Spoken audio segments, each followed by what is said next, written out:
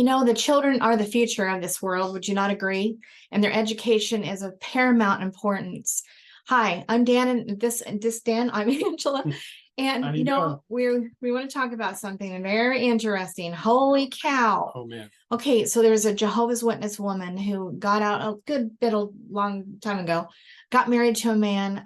He had a child, so she became the stepmother. Oh, she's a good stepmother. Oh yeah. Well, he decided to put her into a Lutheran school, which seemed to be the safest place considering everything going on. That way they'll be taught things that are a little bit more in alignment with what they believed.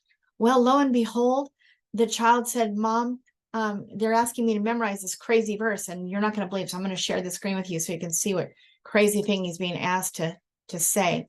So this is kind of in the way a little bit. Let me see. So fast bound in Satan's chains, death brooded darkly over me. Sin was my torment, night and day. In sin, my mother bore me. Yet deep and deeper still I fell. Life had become a living hell. So firmly sin possessed me. Holy cow. Okay, guys, I'm sure all of you know that this is not a Bible verse. In a Lutheran school in about Burt, Michigan, right around in there is where this school is. And, look, our children were already brainwashed in the religions that you and I grew up in, me worldwide, Dan, Jehovah's Witness, wherever you're from, maybe you're Mormon, and you feel that your children were brainwashed, they were damaged by the teachings that were not right in our way of looking at it. So then you think, I'm going to put them out to at least a Christian school, or at least we're going to get around it, safer anyway. And then, you guys, holy cow, have you ever heard of such a thing? I'm just going to show it to you if I can one more time. Fast bound in Satan's chains, death brooded darkly over me. Jeez. Sin was my torment, night and day. But that's like calling your kid a sinner. In sin, my mother bore me, so I'm still a sinner. I'm a loser. Yet deep and deeper still, I fell.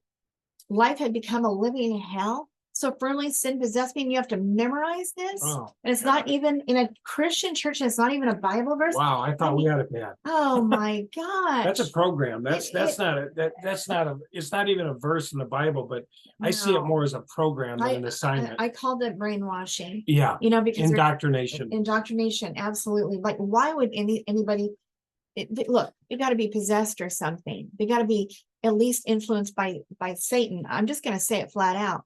To have a child memorize such a thing, don't you think that's going to affect them? Think about it. Yeah, I think that's the sin. I don't think the boy being imperfect is the sin. I think it's the priest trying to screw with the boy's head. Yeah. Indoctrinate him, and he's told to memorize it, Oh my gosh, that they're falling still, and they're sin from their mother's womb, and that they're deeply in Satan's brooding clutches. And I don't know, it's like, woo, wow. We were talking about it earlier, that what that is a pastor, right? Or a priest trying to spell it all out, right? And then as you begin to memorize it, like he said, it begins to be cast in you.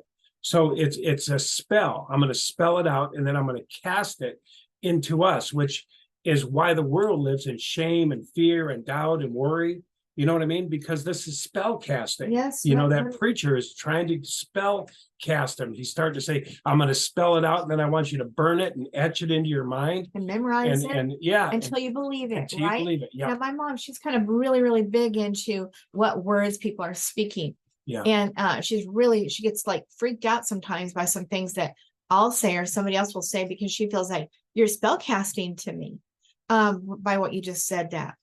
And she's really, really strict on it. So that's interesting that people are really getting the hang of these words that are spoken.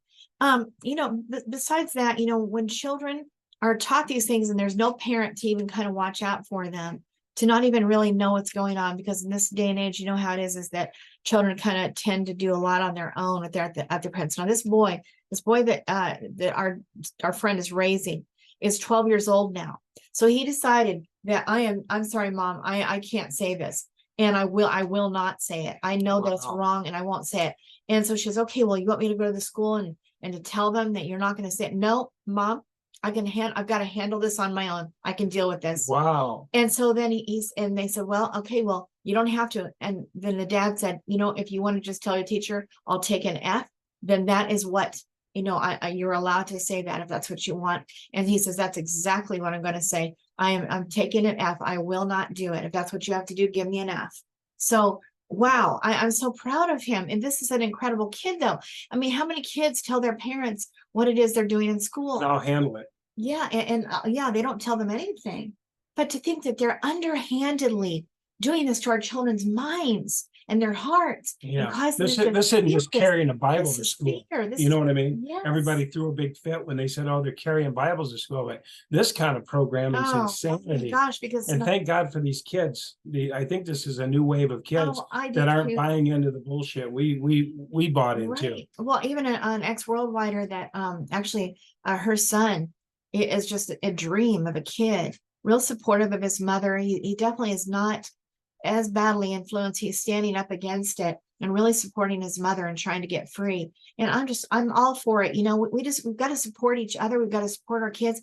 It behooves us, you guys, being that we're thinking that they're safe in these Christian schools. Private school. Think again. This is not good. You got to check it out. No matter what labels on the school, monastery, private school, Lutheran, whatever, go in there and see what the hell they're teaching the kids. Absolutely. And, ask a kid a little bit more often than you have, what are you guys doing in your English class, or what are they having you do? Just ask more questions and try to be there. I find that back in the day, we used to talk about these things at the dinner table.